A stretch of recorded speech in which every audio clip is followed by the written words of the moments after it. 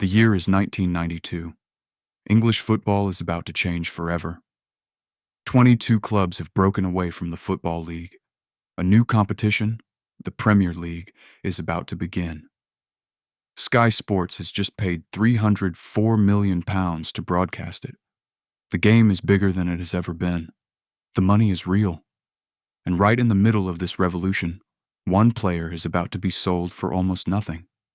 Not a journeyman, not a squad filler. A player who will go on to define an era. A player whose departure will haunt the club that let him go for the rest of the decade. A player who proves, more than anyone else in the history of English football, that the price tag on a footballer tells you almost nothing about what he's actually worth. This is the story of the bargain that built empires. This is the story of the deals that clubs still regret. This is the story of how the Premier League's greatest players were, at one point or another, considered worth almost nothing at all. To understand why the bargain era of the Premier League is so extraordinary, you have to understand what English football was like before it began. In the old First Division, transfer fees were modest. Clubs operated with tight budgets. Scouting was done by men in flat caps watching reserve matches in the rain. There was no data. There were no analytics. There was gut instinct, word of mouth, and the opinion of a manager who had seen someone play twice. And then, 1992 happened. Money flooded in. Television money, sponsorship money. Clubs that had spent decades scraping by suddenly had resources they did not know how to use. But here's the thing. The money arrived before the knowledge did. Clubs had cash before they had the wisdom to spend it well. And in that gap, in that space between having money and knowing how to use it, some of the greatest bargains in football history were made. The first name you need to know is Peter Schmeichel. In August 1991, 1 year before the Premier League began, Manchester United signed a goalkeeper from Danish club Brøndby. The fee was £530,000, less than the price of a decent house in central London today. Alex Ferguson had watched him play and was convinced he was looking at something special. Most of the football world shrugged. A Dane from a club most English fans had never heard of? For United's #1 jersey? It seemed like a gamble. It was not a gamble. It was the greatest goalkeeping signing in the history of English football. Peter Schmeichel would go on to win 5 Premier League titles at Old Trafford. He would win the FA Cup twice. He would captain Denmark to the European Championship in 1992. One of the greatest international shocks the sport has ever seen. And on the 26th of May, 1999, in the Camp Nou in Barcelona, he would lift the UEFA Champions League trophy as captain of Manchester United, completing the most dramatic treble English football has ever witnessed. A man who cost £530,000 became the greatest goalkeeper of his generation, and almost every other club in England had the chance to sign him before United did. Almost every other club looked at Peter Schmeichel and decided he was not worth the risk. But even Schmeichel's story is not the most extreme. Not even close. To find the true heart of the bargain era, you need to go to Highbury in the early 1990s. You need to go inside Arsenal Football Club and look at a young striker who was being given chance after chance, loan after loan, and still could not nail down a starting position. His name was Andrew Cole. Andy Cole. And Arsenal had absolutely no idea what they had. Cole had come through the Arsenal Academy. He was quick, sharp, clinical in front of goal, but Arsenal manager George Graham could not find a consistent role for him. In 1991, they loaned him to Fulham. In 1992, they loaned him to Bristol City. At Bristol City, something clicked. Cole scored 12 goals in 29 appearances. The goals were coming.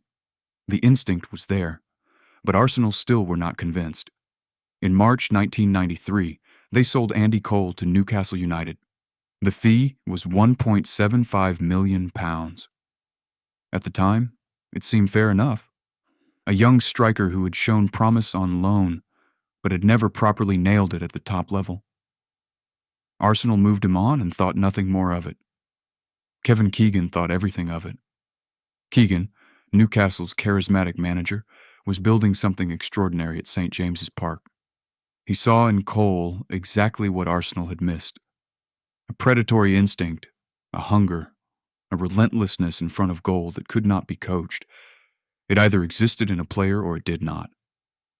In Andy Cole, it existed in abundance. The 1993-94 season was Cole's first full season at Newcastle. He scored 34 goals in all competitions. 34 goals. The football world sat up and took notice. But even that was not enough to prepare anyone for what came next. In the 1994-95 Premier League season, Andy Cole scored 34 Premier League goals in 40 appearances. 34 top-flight goals in a single season. It was the most prolific single-season return the Premier League had ever seen, a record that would stand for 2 decades until Mohamed Salah matched it in 2017-18. Arsenal had let this man go for £1.75 million. £1.75 million for a player who was about to rewrite the Premier League record books. In January 1995, Kevin Keegan made a decision that still divides Newcastle supporters today. He sold Andy Cole to Manchester United. The fee, £7 million, with winger Keith Gillespie going the other way at a nominal value of £1 million, making the effective cash fee £6 million. United got their striker, and Cole, wearing the number 18 shirt at Old Trafford, helped them win the Premier League title in his very first season at the club. Arsenal had sold a future champion and a record-breaking striker for less than £2 million. The gap between what they paid and what he was worth may be the single largest mispricing of a footballer in Premier League history. But there is another story happening at the same time, and this one begins not in England but in France. Eric Cantona was already a controversial figure by the time he arrived in England. He had played for 6 different French clubs in 8 years. He had called the French national team manager a liar to his face. He had thrown a ball at a referee hard enough to earn a suspension. French football was relieved to be rid of him. English football had no idea what was about to hit it. Michel Platini, yes, that Michel Platini, one of the greatest players the sport has ever produced, called Howard Wilkinson at Leeds United in 1992. He told Wilkinson that Cantona was available from Nimes. He told him that despite the reputation, the talent was real. Wilkinson signed Cantona on loan in February 1992 for a trial period. The fee to make it permanent was just £900,000. Leeds agreed, and Eric Cantona helped them win the First Division title in 1991-92, the last First Division title before the Premier League era began. Leeds had a champion. Leeds had a genius. Leeds had a player who was, at 26 years old, just entering the peak years of his career. And then Howard Wilkinson decided he did not need him anymore. The relationship between Wilkinson and Cantona had never been easy. Cantona wanted more involvement. He wanted to feel valued. He was going to Wilkinson's office and offering to help with tactics, asking to understand the manager's thinking, wanting a deeper connection to the project. Wilkinson found it disruptive. He found Cantona unpredictable. He was right that Cantona was unpredictable. He was catastrophically wrong about what to do about it. In November 1992, Leeds sold Eric Cantona to Manchester United. The fee was £1.2 million, £1.2 million, for a man who had just helped them win the league title. Martin Edwards, the Manchester United chairman, could not believe how easy the negotiation was. He had expected to pay at least double. Leeds simply wanted him gone. And United and Alex Ferguson were about to conduct one of the great heists in football history. What Eric Cantona did at Manchester United between 1992 and 1997 is almost impossible to overstate. He won 4 Premier League titles in 5 seasons. He won the FA Cup twice. He scored goals that people still talk about in hushed, reverential tones. His chip against Sunderland, his volley against Liverpool, his entire performance in the 1996 FA Cup final, capping a double-winning season with a stunning long-range winner at Wembley. He transformed Manchester United from a good team into a great one. He transformed a young group of players, Beckham, Scholes, Giggs, the Nevilles, into champions. He was the catalyst for everything that followed, and Leeds United sold him for £1.2 million because they found him difficult to manage. The lesson of Cantona is not just about the fee, it is about what happens when a club fails to understand the player they have. Cantona was not difficult. He was demanding of himself and of the people around him. He did not want to cause trouble. He wanted to win. He wanted to be part of something meaningful.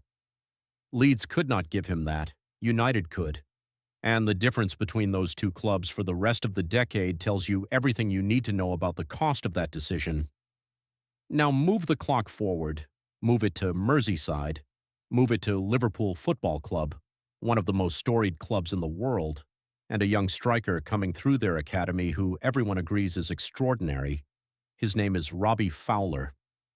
In 1992, Fowler signs his first professional contract with Liverpool. He is 17 years old. And within 2 years, he does something that had never been done before in English top-flight football. On September 22, 1994, Liverpool play Arsenal at Anfield. Robbie Fowler scores a hat-trick in 4 minutes and 30 the Sapatillas. Tie 3 seconds. 4 minutes and 33 seconds. It is the fastest hat trick in Premier League history. Fowler finishes that season with 25 goals. He is 19 years old. The following season, he scores 28 Premier League goals. He is 20 years old. Between 1994 and 1997, Fowler scores 83 goals in all competitions for Liverpool. He is the most natural finisher English football has produced in a generation. Fowler did not arrive via bargain transfer. He was Liverpool's own, but the bargain angle cuts the other way, because Liverpool eventually sold him. In November 2001, Gerard Houllier sold Robbie Fowler to Leeds United for £11 million. Within 18 months, Leeds were in financial crisis. They sold him back, this time to Manchester City, for just £3 million. The fee had collapsed by $8 million in less than 2 years. Fowler's career is a story of mismanagement on both sides of the deal, and the player himself, the most gifted finisher of his generation, ended up being treated like a commodity to be moved when convenient, rather than a talent to be protected. Not every bargain story is about a player who thrives after being sold cheap. Some are about what is lost when a club cannot hold on to what it has built. Fowler at Leeds is one. But the most haunting example of that pattern, the club that built something and then watched it walk out the door, belongs to Blackburn Rovers. Jack Walker was a steel magnate from Blackburn. He had made his fortune in industry and poured it into the town's football club. In 1991, he appointed Kenny Dalglish as manager. In 1992, Dalglish signed Alan Shearer from Southampton for £3.6 million. Southampton were desperate for cash. Blackburn were not. And Alan Shearer, at 21 years old, was about to become the most complete centre forward in the English game. In 1994-95, Shearer scored 34 Premier League goals. Blackburn Rovers won the Premier League title, one of the most unlikely championship wins in the competition's history, pipping Manchester United on the final day of the season. It was Jack Walker's dream realized. It was Dalglish's masterpiece. And at the center of it was a striker who Southampton had sold because they needed the money and who Blackburn had backed with absolute conviction. 3 years later, Shearer went home. Newcastle United, his boyhood club, paid £15 million for him in 1996. It was a world record transfer fee at the time, the most money ever paid for a footballer in the history of the sport. Blackburn had paid £3.6 million. They received £15 million, a profit of £11.4 million on the greatest English striker of his generation. And yet the real profit was never financial. The real profit was the Premier League trophy that Shearer carried on his shoulders in May 1995. That trophy was worth more than any fee, and Blackburn, to their eternal credit, understood that at the time. Southampton, however, did not. Southampton sold Alan Shearer, a local boy, an academy product, a future England captain and record goal scorer, for £3.6 million because they had no choice. It remains the most painful sale in their history, not because the fee was low, but because of what Shearer became. Because of everything they gave away. This is the recurring wound of the Premier League bargain era. Club after club, selling players they could not afford to keep or could not recognize for what they were, only to watch those players go somewhere else and become legends. The clubs that did the buying became dynasties. The clubs that did the selling spent years wondering what might have been. But none of those sellers, not Arsenal with Cole, not Leeds with Cantona, not Southampton with Shearer, suffered quite as comprehensively as Nottingham Forest. Brian Clough managed Nottingham Forest from January 1975 to May 1993. In that time, he won 2 European Cups, the First Division title, 4 League Cups, and the Charity Shield. He did it with players nobody else wanted. He did it by seeing value where others saw nothing. In 1977, he signed Kenny Burns from Birmingham City for £145,000. Burns had a reputation as a troublemaker, a player with discipline problems. Clough transformed him. Burns won the First Division title with Forest and was named Football Writers' Player of the Year. £145,000. In 1978, Forest signed Gary Birtles from Long Eaton United, a non-league club, for £30,000. $30,000. A man playing semi-professional football on a Wednesday night who would, within 2 years, be scoring in a European Cup final. Birtles scored in Forest's 1980 European Cup final victory over Hamburg. He scored in Europe's biggest club match, watched by tens of millions of people around the world. And he had arrived from the non-league game for less than the weekly wage of a Premier League fringe player today. In 1980, Peter Shilton joined Forest from Stoke City for £270,000. Shilton would go on to earn 125 England caps, a record that stood for decades. He was the best goalkeeper in the country. Forest bought him for £270,000 and won Europe's biggest prize. Clough's Forest was the ultimate bargain builder, and when the Premier League era began and Clough retired in 1993, the club he left behind still had players whose value the market had not yet recognized. Stuart Pearce had been at Forest since 1985. He had arrived from Coventry City for £240,000 and become England's first-choice left-back for a decade. Stan Collymore came through the lower leagues before signing for Forest in 1993. Within 2 years, Liverpool paid £8.5 million for him, a British transfer record at the time. Forest had bought him for £200,000 from Southend United, a 40-fold increase in value in under 2 years. This is what Clough built and what followed him, a machine for identifying undervalued players and transforming them into valuable ones. And the Premier League, with its flood of new money, was the perfect market for what Forest were selling. Because the clubs with money did not always know which players to buy, and Forest, even after Clough, kept finding the ones everyone else had missed. But the bargain era has a shadow side. For every Andy Cole thriving at Newcastle and then United, there is a player who gets sold cheap and never recovers. For every Eric Cantona who finds his perfect manager at his next club, there is one who finds the wrong environment and fades. The bargain era was not just about the deals that worked, it was about all the ones that could have worked if only someone had seen the value in time. Think of Lee Sharp. He joined Manchester United as a teenager from Torquay United in 1988 for £185,000. At his peak, he was electric, fast, skillful, and confident. He won 3 Premier League titles with United, and then, in 1996, United sold him to Leeds for £4.5 million. He was 25 years old. He had the world in front of him, and his career quietly unraveled. Injuries, a loss of form, a series of clubs that could not replicate the structure United had given him. Sharp ended his career at Grindavik in Iceland in 2004. He had been sold for far less than he was worth at his peak, and the clubs that bought him could not unlock what United had seen. Or think of Dion Dublin. Arsenal signed him from Cambridge United in 1992 for £1 million. He broke his leg in his second game. United panicked. They signed Eric Cantona instead.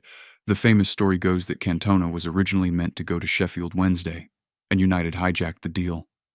United left with an injured Dublin and now a fit Cantona, decided they no longer needed Dublin. They sold him to Coventry City in 1994 for £2 million, a profit technically. But within 4 years, Dion Dublin was finishing as joint Premier League top scorer, sharing the Golden Boot in the 1997-98 season with Michael Owen and Chris Sutton. A player United had sold for £2 million was, at 28 years old, among the most clinical finishers in the country. Alex Ferguson has always admitted that letting Dublin go was a mistake. He had the talent, he had the physicality, he had the intelligence, he just needed the opportunity. United did not give it to him. Coventry did.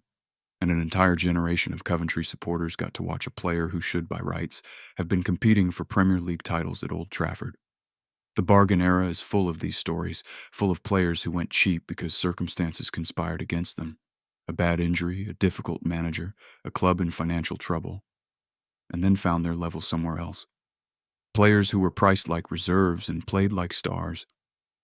Players the market got completely wrong. And now, having moved through all of this, we arrive at the deal that gave this video its title. The deal that more than any other captures the essence of what the Premier League bargain era truly was. In the summer of 1997, Leicester City were a mid-table Premier League club. Their manager, Martin O'Neill, had performed a minor miracle in keeping them competitive. He was building quietly, efficiently, finding players other clubs had overlooked, giving them structure and belief. One of the players on his radar was a young midfielder who had come through the ranks at Tottenham Hotspur, been given a handful of first-team appearances, and then been deemed surplus to requirements. Neil Lennon had not played at Tottenham. He had been at Crewe Alexandra. He arrived at Leicester for £750,000. He became a starter, a leader, a player who anchored the midfield through years of European football. He was sold because Crewe needed money and Leicester saw value. That is the story of the era. Always the same story. One club is needed, the other sees. But even Lennon's deal is not the one. The deal that defines everything belongs to a man named Emile Heskey. He came through Leicester's own academy. They sold him to Liverpool in March 2000 for £11 million. Liverpool had seen him dominate in the First Division and then hold his own in the Premier League. They paid a substantial fee. They got a player who won the FA Cup, the League Cup, the UEFA Cup, and the Charity Shield in his first season at the club. £11 million for a man who lifted 4 trophies in 12 months. It was not a bargain in fee terms, but in value terms, Liverpool got everything. Leicester got £11 million and spent the next decade trying to replace him. They never quite did. The real £1 transfer, the symbolic £1 transfer that defines the era, is not any single deal. It is a philosophy. It is the idea, held by certain clubs at certain moments, that a player's value is fixed, knowable, certain. That if a player has not yet proved himself at the top level, he is worth almost nothing. That if a player is available, there must be a reason. That if a manager is willing to sell, the buyer should be suspicious. Alex Ferguson rejected that philosophy every time it presented itself. Kenny Dalglish rejected it. Kevin Keegan rejected it. The clubs that built dynasties in the Premier League's early years were the ones that looked at the market and saw not a fixed system of values, but a set of mispricings waiting to be exploited. They looked at Andy Cole and saw a goal scorer. They looked at Peter Schmeichel and saw a champion. They looked at Eric Cantona and saw a genius trapped in the wrong environment. And they acted on what they saw, even when the rest of the world disagreed. The clubs that failed, the ones that let the bargains walk out the door, did not fail because they were stupid. They failed because football is hard, because talent is genuinely difficult to evaluate, because a player who thrives in one environment may wither in another, because the difference between a player being worth £1 million and £20 million is sometimes nothing more than finding the right manager at the right club at the right time, and that is the final lesson of the Premier League bargain era. The price is never the point. The point is always the player. It is always the fit between player and club, between talent and opportunity, between the vision a manager has and the player standing in front of him. Leeds paid £900,000 for Eric Cantona and won a title. Then they sold him for $1.2 million and watched him win 4 more somewhere else. Arsenal raised a generation's worth of talent in Andy Cole and sold him for pocket change. Southampton produced the greatest English striker of his era and let him go because they had no choice. Forest signed a non-league striker for £30,000 and watched him score in a European Cup final. Every single one of those deals tells you the same thing. In football, value is not determined by the fee paid. It is determined by what happens next. And the clubs that understood that, the clubs that looked past the price tag and into the player, those are the clubs that built the Premier League era. The £1 transfer is not about the pound. It never was. It is about seeing something in a player that everyone else has missed. It is about having the conviction to act on that vision when everyone else has walked away. It is about understanding that the greatest deals in football history are not the ones where you spend the most. They are the ones where you see the most.